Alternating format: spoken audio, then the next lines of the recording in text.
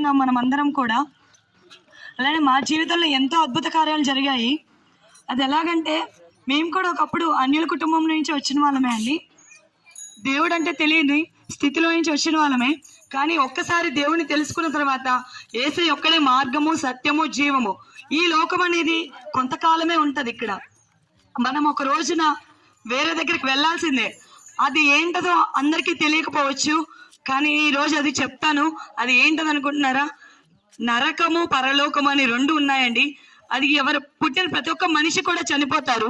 చనిపోయిన తర్వాత నరకానికి వెళ్తామా లేదా పరలోకానికి వెళ్తామా అనేది మన చేతిలోనే ఉంటుంది.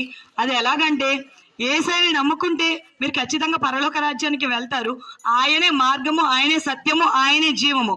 ఆయన తప్పితే వేరొక మార్గము లేదు. మీ ఊరికి రావడానికి, ఇప్పుడు మీ ఇంటికి వెళ్ళాలంటే, నా ఎదురుంగి ఇంటికి వెళ్ళాలంటే ఇది ఒక్కటే మార్గము. అలాగనే